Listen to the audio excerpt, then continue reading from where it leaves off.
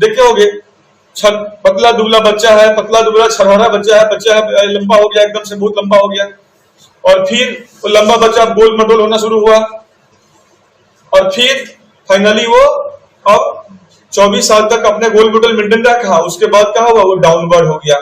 तो आपका पूंजी क्या है, जो अभी आपने बॉडी में जमा किया हुआ है। तो जो जिसने जमा किया हुआ जो आपका मांस है वही आपका पूंजी है। अगर अभी जमा ज्यादा करोगे तो कल काम आएगा, अभी जमा नहीं होगा कल गंवाने के लिए कुछ रहेगा, इसलिए अभी जमा कर लो।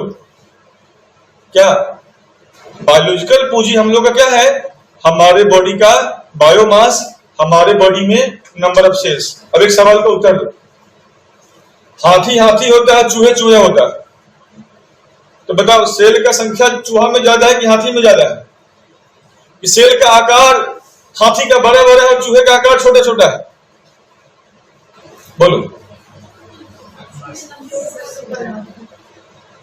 हाथी के सेल का आकार बड़ा बड़ा है और चूहे का आकार छोटा छोटा है।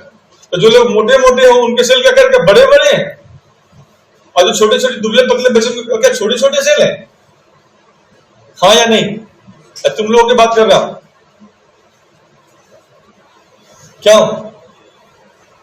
जब तुम्हें ऐसा नहीं है तो चूहा का सेल और हाथी के सेल में अंतर नहीं है, बल्कि चूहा में संख्या कम है और हाथी में संख्या ज्यादा है। जो मोटे लोग हैं उनमें संख्या ज्यादा है और जो दुबले पतले लोग हैं उनमें संख्या कम है।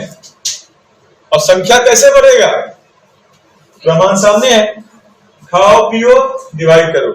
नहीं खाओगे पियोगे तो डिवाइड करने के कुछ रहेगा नहीं, कि खाओगे पियोगे तो क्या डिवाइड करेगा?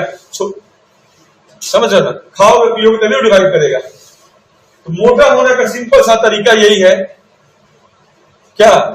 जैसे सेल डिवाइड करता है वैसे ही इसी को आप दोहराओ, खूब खाओ पियो, सेल डिवाइड करेगा, और जिसमें ये गति मेंटेन रहेगा तो उसमें ये चीजें बेहतर होगा, है ना।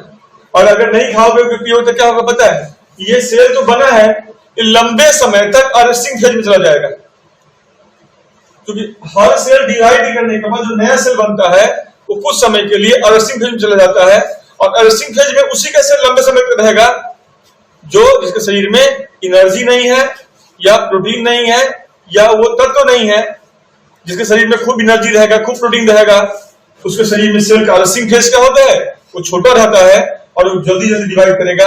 और जिसमें खाने पीने के लिए सामान ही नहीं बॉडी में है, तो ये अरेस्टिंग फेज का मतलब क्या? बेहोशी का अवस्था, कमजोरी का अवस्था, बेहालत का अवस्था। तो बेहालत का अवस्था में सेल बना रहेगा, इसलिए मोटा होना है ना? नहीं, हाँ। अरे मोटा मैं थोड़े कर रहा हूं कि एकदम फैटमैन हो जाओ, मैं कर रहा हूं कि इतना हेल्दी रहो। कोई सेल कैसे डिवाइड करता है?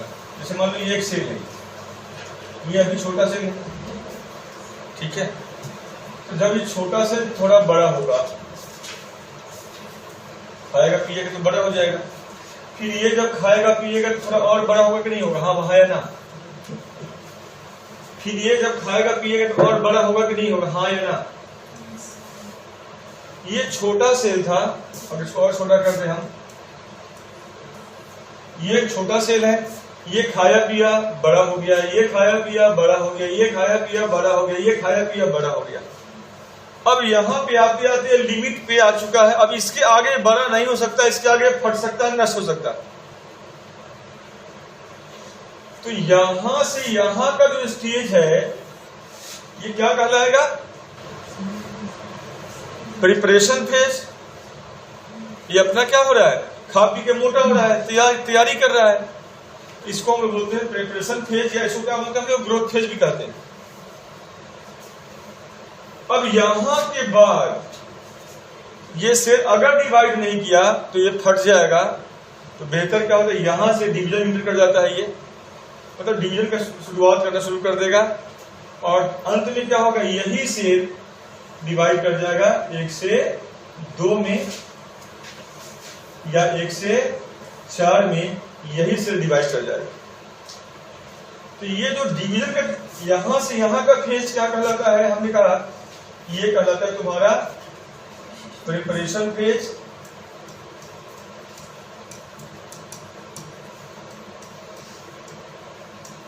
और ये क्या कहलाएगा? Division phase. तो preparation phase plus division phase is equal to क्या हो जाता है? Cell cycle. इस दोनों फेज को जोड़ दोगे तो क्या कहलाएगा? ये सेल साइकिल। तो सेल साइकिल क्या है? ये एक प्रोग्रेसिव चेंज है जो हर सेल के जीवन में होता है, हर व्यक्ति के जीवन में होता है। और इसी के परिणाम स्वरूप क्या होता है? एक सेल पहले अपना तैयारी करता है और दूसरा अपने तैयारी के बाद वो सेल फाइनली डिवाइड कर जाता है। अगर वो सेल सोमैटिक सेल है, बॉडी वाला सेल है, तो कितने में डिवाइड करेगा? 1 से 2 में। और अगर वो सेल सेक्स सेल है तो वो कितने में डिवाइड करेगा? 1 से 4 में डिवाइड करेगा। इसी को हम लोग क्या कहते हैं? यह होल साइकिल क्या कहलाएगा? यह होल साइकिल कहलाएगा तुम्हारा सेल साइकिल। इसी को बोलते हैं सेल साइकिल।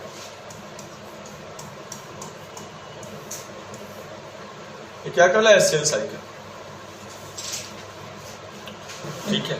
तो हम लोग जीवन में क्या होता है? पहले हम लोग जब बच्चा थे, फिर धीमे धीमे बढ़े बढ़े बढ़े बढ़े, एक समय आने के बाद क्या हुआ? फिक्स हो गए। उसके बाद क्या होता है? अब फिर से आप नीचे डाउनवर्ड हो। तो आप जब शुरू से, जब बचपन से जब आपका जो ग्रोथ हुआ और 24 साल आधे आधे क्या हुआ? एक फाइनल ग्रोथ को अटेन कर लिए। इस बचपन से 24 साल तक के अवस्था में, बचपन से लेकर के 24 साल तक के स्टेज में हो क्या रहा था कि आपके बॉडी में एनाबॉलिक एक्टिविटी ज्यादा था केटाबॉलिक एक्टिविटी की तुलना में। एनाबॉलिक का मतलब होता है सिंथेटिक एक्टिविटी, निर्माणकारी एक्टिविटी, फॉर्मेटिव एक्टिविटी या कंस्ट्रक्टिव एक्टिविटी, तो ये ज्यादा था। और केटाबॉलिक का मतलब होता है डिस्ट्रक्टिव एक्टिविटी, ब्रेक डाउन, जो कम था।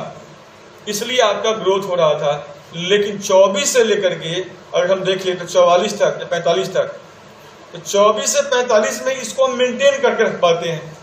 और इसी मेंटेन में चूंकि आपका हाइट तो बढ़ नहीं सकता है, तो वॉल्यूम बढ़ जाता है व्यक्ति का। अगर एक 24 साल का लड़का है, तुम लोग 24 तो होगा भी नहीं है, चलो 20 साल का ले लेते हैं। 20 साल का लड़का है तो शरीर में कम से कम 65 kg मांस होना चाहिए। और 20 साल की लड़कियां हैं तो शरीर में कम से कम 60 kg मांस होना चाहिए, तो आप ठीक हो। और नहीं तो आप अंडरवेट।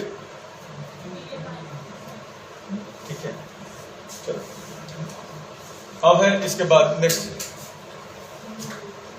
इकाई